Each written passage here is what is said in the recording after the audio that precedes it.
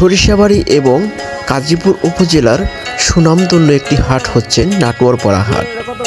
এই হাট যেমন গরু বেচাকেনার জন্য বিখ্যাত, তেমনি বিভিন্ন ধরনের রসালো এবং মুখরোচক খাবারের জন্যও বিখ্যাত।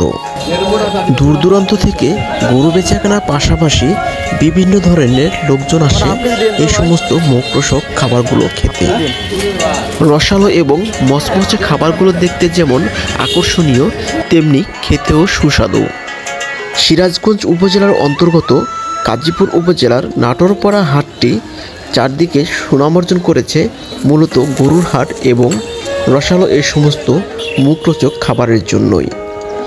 যেই হাটে আসুক না কেন, সকলেই যেন এই সমস্ত খাবার না কিনে বাড়ি ফেরে না।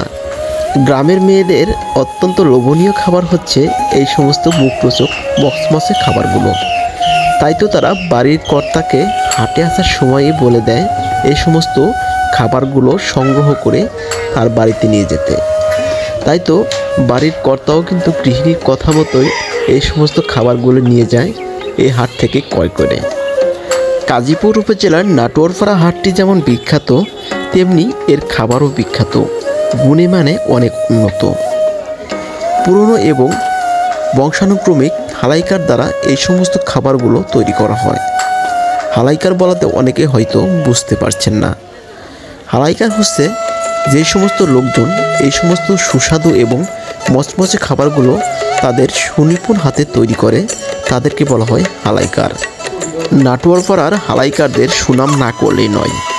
এরা হচ্ছে বংশানুক্রমিক হালাইকার, অর্থাৎ এদের পারিবারিকভাবে এরা এই ব্যবসা করেই জীবিকা নির্বাহ করে।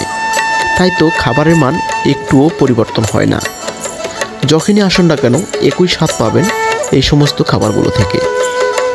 বাংলাদেশের বিভিন্ন জায়গায় এই সমস্ত খাবারগুলো পাওয়া গেলেও এই হাটে অর্থাৎ নাটোরপাড়া হাটে খাবারের মান অত্যন্ত ভালো এবং দামেও সস্তা।